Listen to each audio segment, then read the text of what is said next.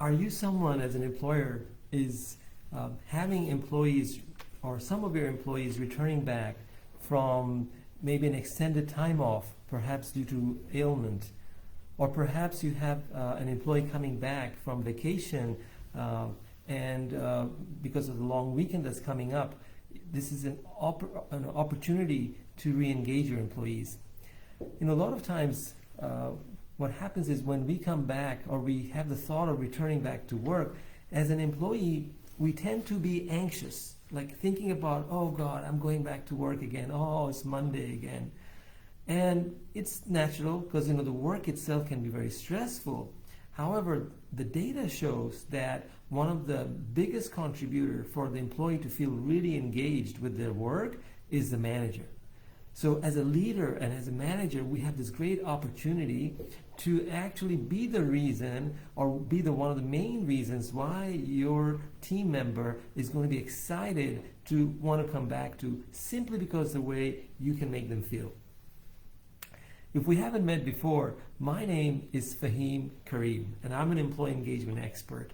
And I work with faith and value-based companies in helping create a safe container where everyone gets to vocalize their ideas and their opinions without being put down. And as someone who's lived in 4 different continents, who's very much in tune with different cultures and societies and how people interact, globally, the human feeling is the same. We all have same levels of needs and fears, and the problems are not very different. And also someone who has worked in one of the largest financial institutions with global presence and colleagues across the world for 2 decades, I know what it is like to have team members that are from different cultures and different ethnicity, different geography, from different technical skills and professional skills, how to make them feel welcome. And this is not just lip service. I've received numerous awards for leadership and excellence, as well as being a role model for in this particular space. If you haven't met before, I'd love to hear from you. Where are you signing in from? If you're watching this live, please put on the comments. I'd love to hear from you. And let me know, are you someone who is leading an organization and you deal with this often, where you have employees coming back or returning from extended time off, perhaps because of not feeling well or just coming back from vacation? And what are some of your thoughts about it? I'd love to hear from you.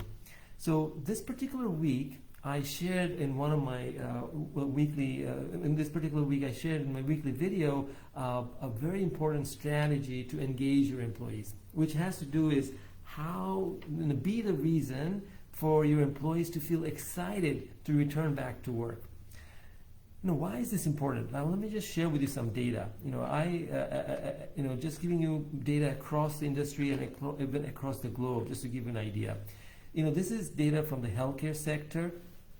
It says that in the healthcare industry, the burnout rate is 96%, right? 96%.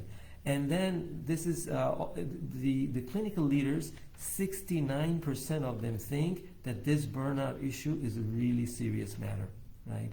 And the executives, 60% of them think this is a very serious issue. That's just the burnout data. Let me give you some data from across the globe, even from Europe, in UK to be more specific. This is data as of 2020, September of 2020. This is from the HSE. So they're showing that the data that relates to depression that is work-related, depression or anxiety. So it shows that in between, in up to September 2020, there are certain industries that experience a lot more stress, depression, or anxiety. The top one was electricity, gas, steam, and air conditioning supply. Very interesting, isn't it? I mean, those workers working in those industries are experiencing the highest levels of depression, anxiety, and stress. The next is the public administration and defense. And public administration and defense would be teachers as well, experiencing high level of stress, depression, and anxiety. And the data shows it's not just for COVID, right? there's been an upward trend in general of people having work-related anxiety and stress. And of course, in 2020, it was very, very high, right? So many factors actually was cited by the respondents as causing work-related stress, depression, or anxiety, including tight deadlines. So some of the main reasons that were stated was tight deadlines, right?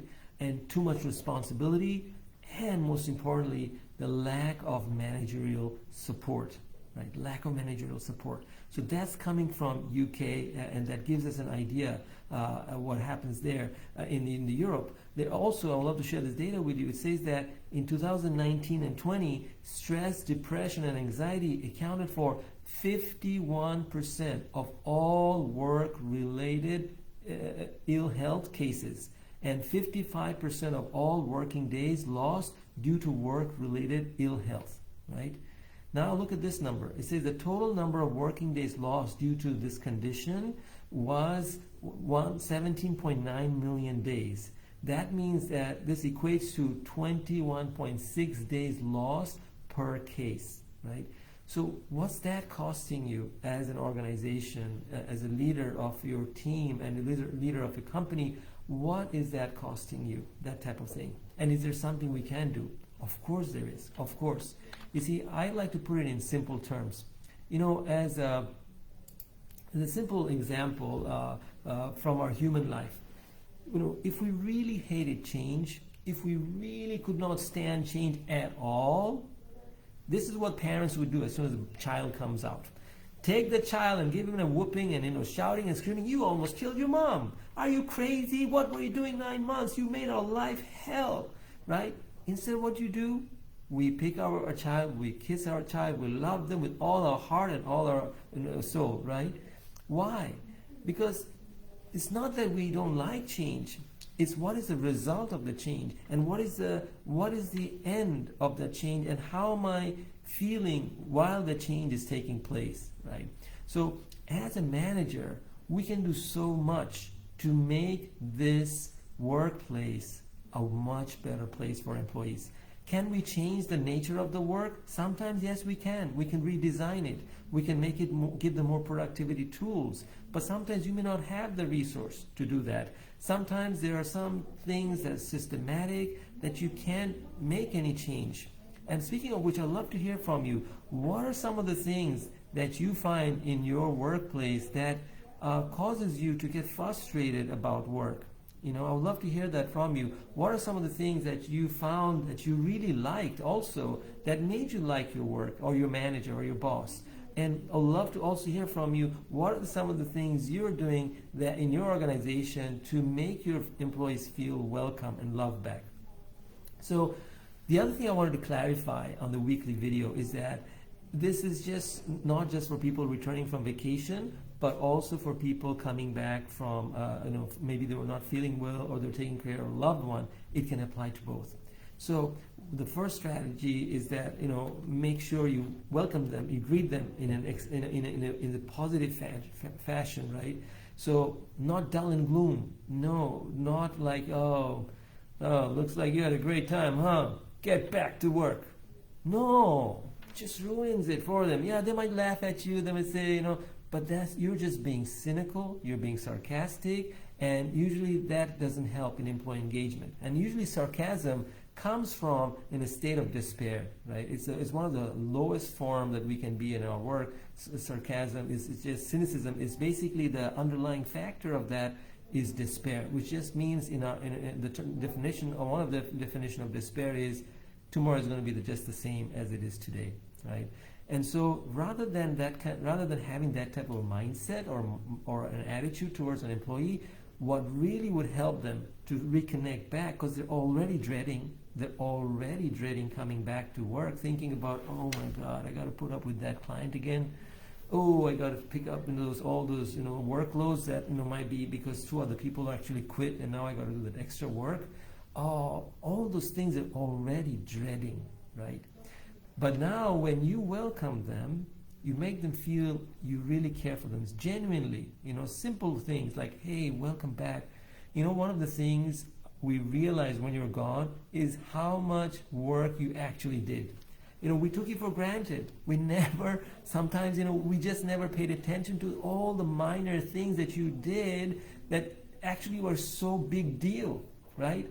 And we truly missed you. We truly missed you. And just let them know that. Maybe a small card at their desk as a manager, as a leader, let them know, hey, I really missed you. We missed you as a team. Or everybody have to sign it and put it at their desk. Maybe a small flower.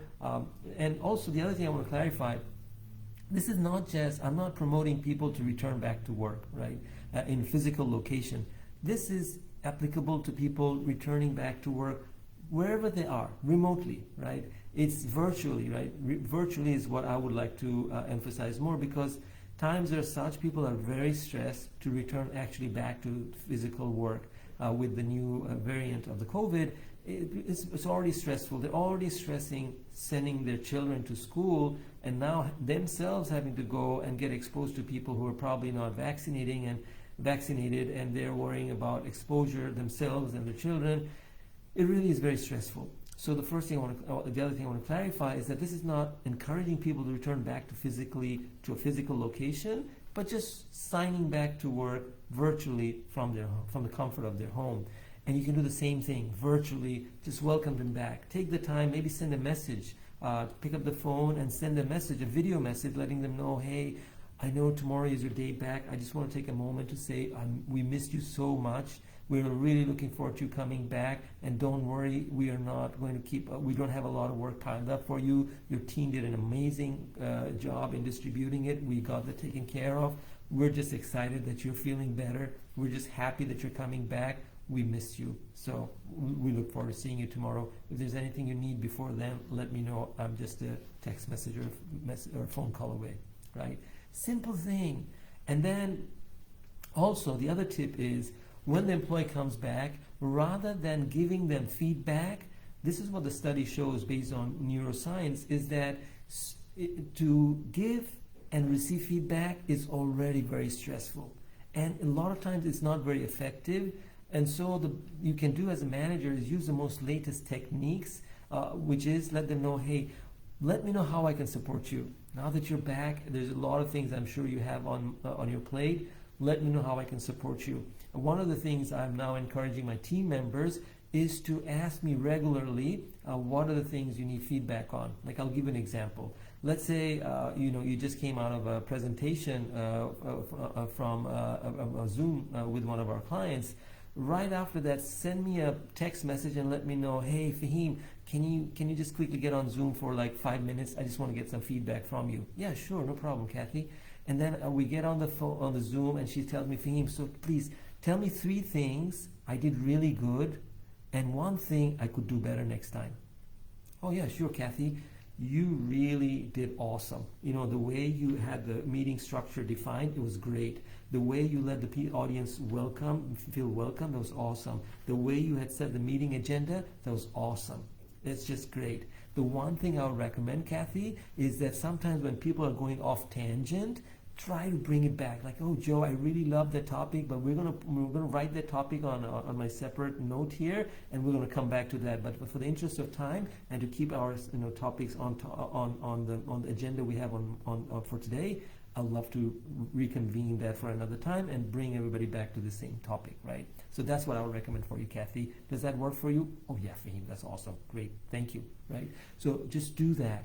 So that's 2 things, right? Number 1, match their mood, right? Match their mood. If they're coming back happy, excited, be happy and excited. Welcome them that way. If they're coming back sad and difficult, be that way. Match their mood so that you don't show up as excited when they're not feeling happy, and you don't show up sad or angry when they're feeling happy, right? Match their mood, and then help them to see the brighter side, or to take them to the next best level that they need to be in order to be most productive, right?